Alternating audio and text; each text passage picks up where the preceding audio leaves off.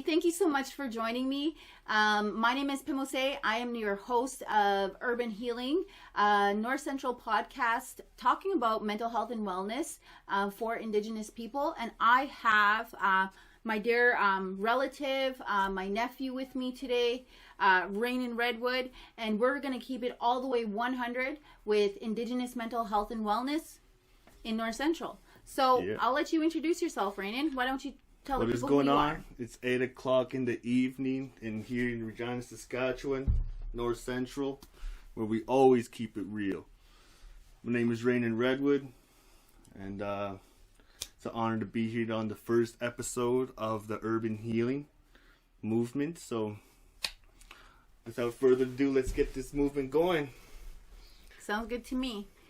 Okay, well, let's talk about some of this stuff, right? Like it's like mental health isn't a really easy topic to get into because it could go really anywhere. Right. And with Urban Healing, that's the whole point of this podcast, is to really speak from the heart and keep it authentic, because mental health and wellness affects people differently. It impacts people, communities differently, especially people. So it's not a linear thing, and I don't feel like when it comes to mental health and wellness that, it's going to be something that is scripted. So for me, what in Urban Healing is about, it's about unscripted, mental health and wellness, and having those discussions and kind of getting real with it, but also having a lot of fun with it. So are you down for that?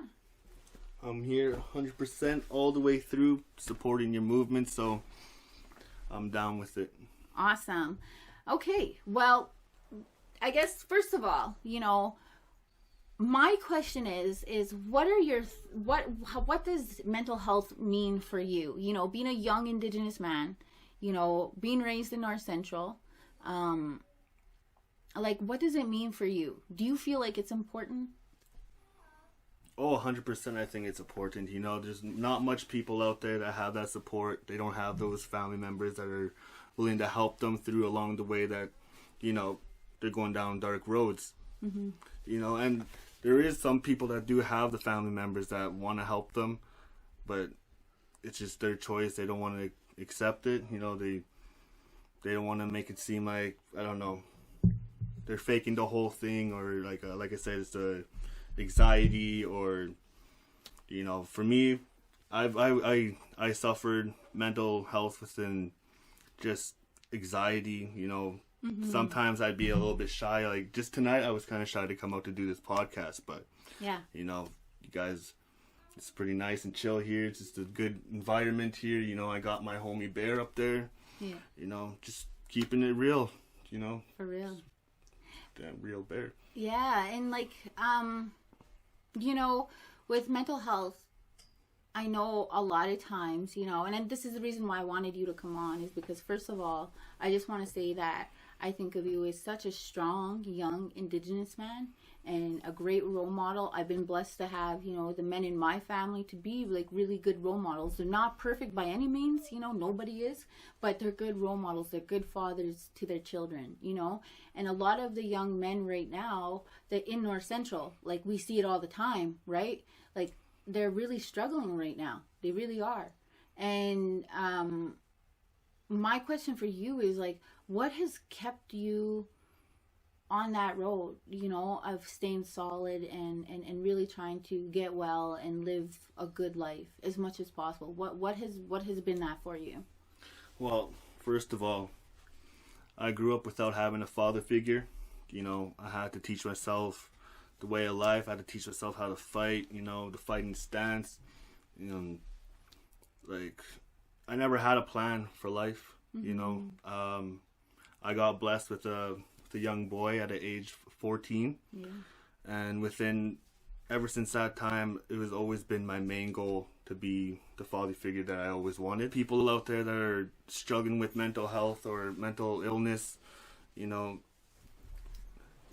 the only thing we can possibly do is just show what we have to offer, show them that we got that, we want to support them, we want to help them. Maybe we got someone that's wants to get driver's license, we can help them out, get them a book, maybe get some reading sessions going on, or help them out with some job skills. I know a lot of guys out there that are struggling with finding jobs.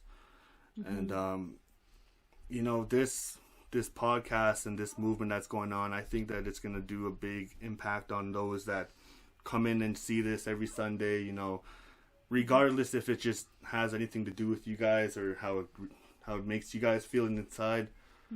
I just think just try to get the help. If it's there, go for it. But, you know, some of those don't have that help. You got to do it on your own. For real. Set your own goals. For real. So I just want to take you back a little bit, like, you know, because I feel like, you know, watching you, you know, being a young man, you know, like 14 years old, you having your first child, like, I remember when you had your first child, I was like, oh my gosh, like, he's so young, I wonder. But there was something in me that always told me that I didn't have to worry. You know what I mean? That, and honestly, ever since you had your son, like, you really stepped up. Like, you became an automatic man at 14 years old. Like, you and your partner are still together.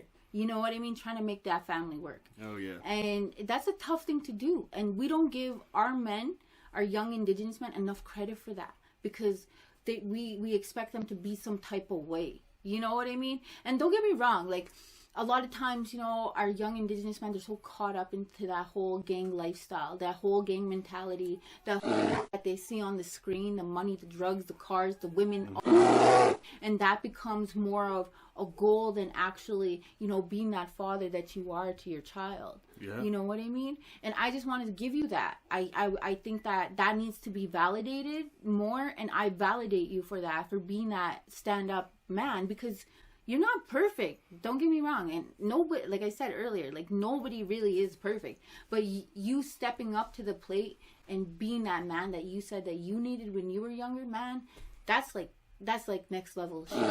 And you're still doing it today, you know. And how old is your son now? Oh, my son is 7 years old. And 4 years after that, I got blessed with another kid, a daughter. She's my everything. She's my princess. She's my angel. I'll do anything for her. And just want to take it back there for when you said about the gang lives. You know, it wasn't all me making these decisions, pushing myself through those doors. You know, I had a partner. I found someone that was willing to grow. You know.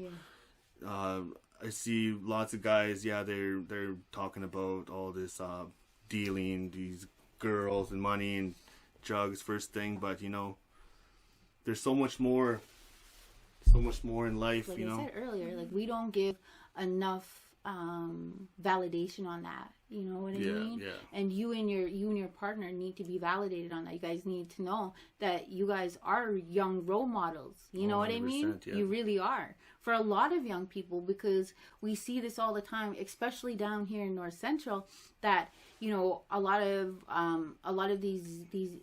our younger people are falling into that lifestyle. They're falling into those gangs. They're getting, you know, like, they're getting caught up. They really are, really quickly, and then they lose sight of, you know, wanting to be that parent and wanting to have, you know, their connections to their children, to their partners, because of the drugs and the money and trying to live this fast lifestyle, which, I'm sorry, like unless you have, like, I don't know, like, it's really an unattainable lifestyle. It really is. It's really unattainable, you know, unless you, I don't know what it is, like, what it would take, because I would never ever get there. I know that, you know, but I know that I can possibly help people understand, you know.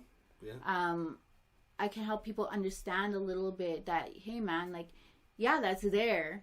That would be great to have all those things. That's great. But at the end of the day, you know, your family, your community, your children, that's what really matters, man. Oh, yeah. You know, what's really important is seeing our young indigenous men that are rising. You know what I mean? And I truly see you as a rising star.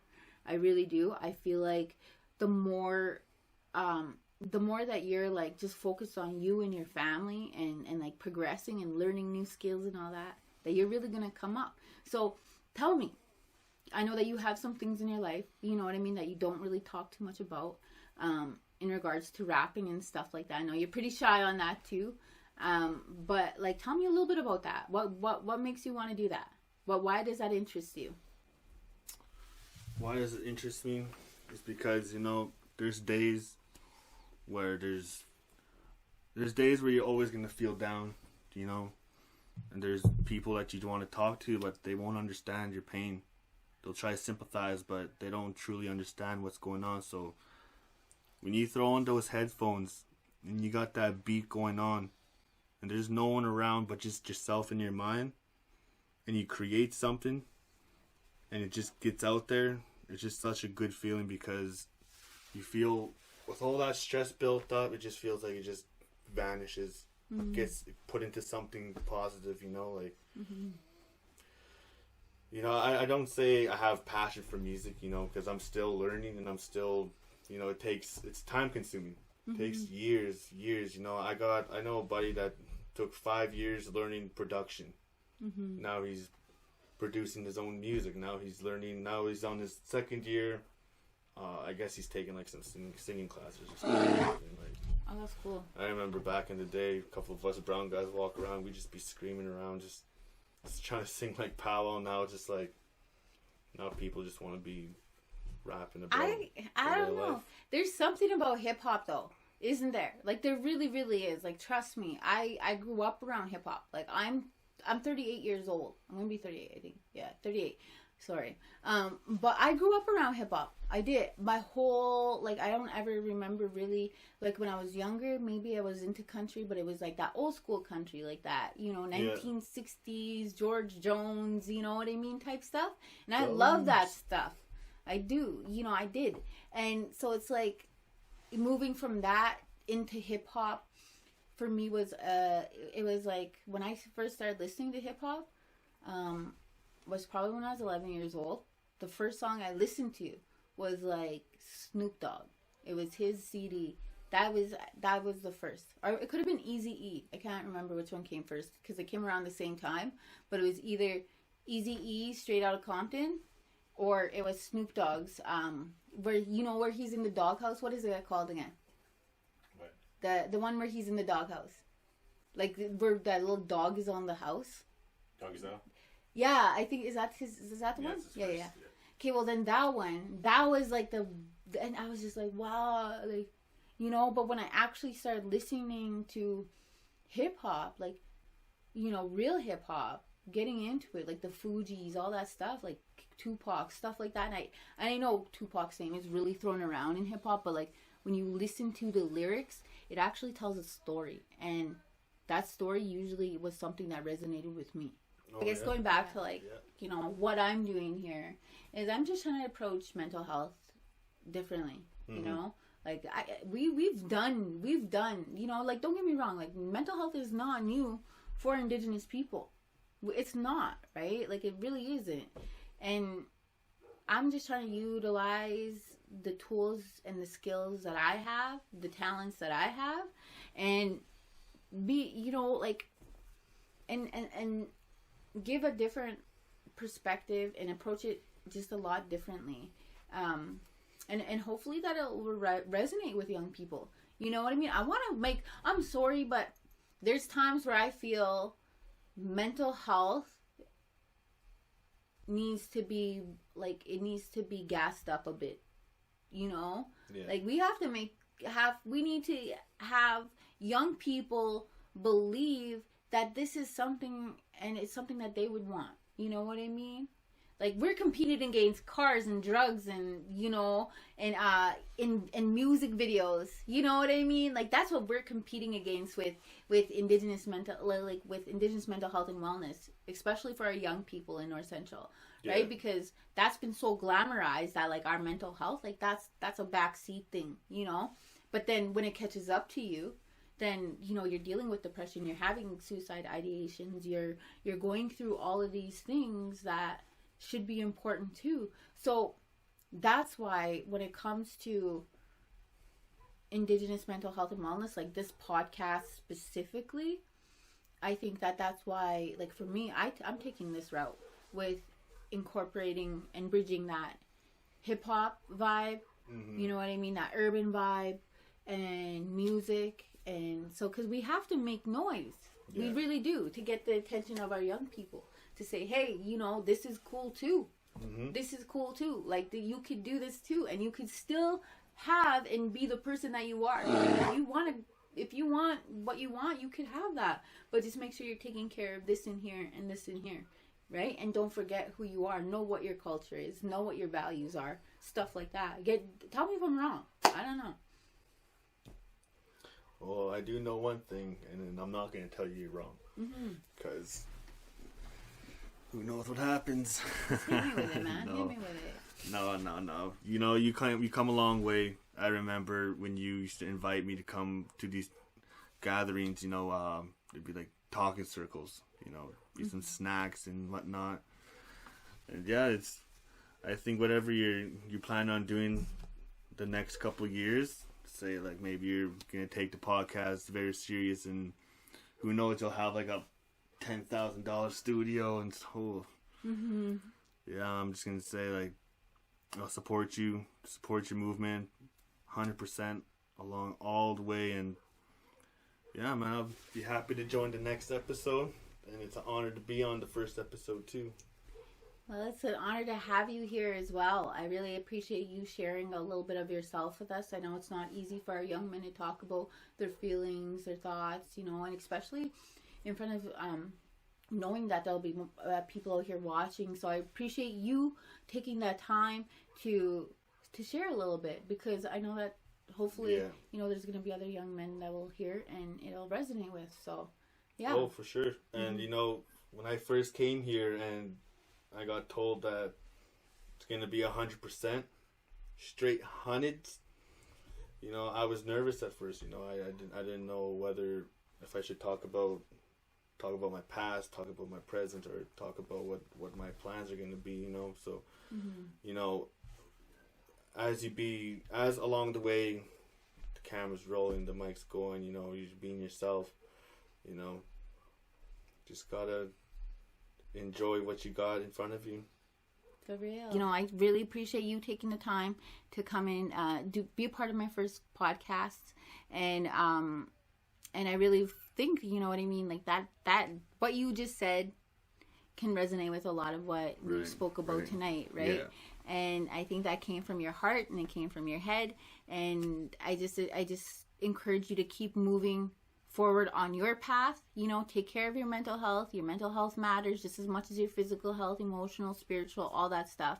So with that being said, I just want to thank everybody out there who has, you know, tuned in tonight and joined us, you know, to talk about indigenous mental health, you know, just being with us to keep it 100 with indigenous mental health in our community. So yeah, I just want to say thank you again, Raynen. Thank you to the guy behind everything there, and you know, Falcon J, for absolutely everything, all of the jazzy and cool work. And yeah, we look forward to seeing you guys next week. And we also I just want to say that if you know anybody, if you have any topics that you want to hear discussed, feel free to hit me with an inbox or leave a comment on in the comment section, and you know, we'll try to cover those topics as well. So yeah, thank you so much. I just want to add one more thing to the new upcoming guests that do come onto this podcast. At first, it's not going to be easy expressing your feelings, expressing your emotions on this, because it's a new experience.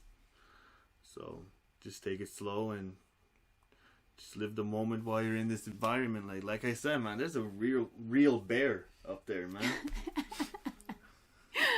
Anyways, good night. Yeah, good night. See you guys. Thank you so much.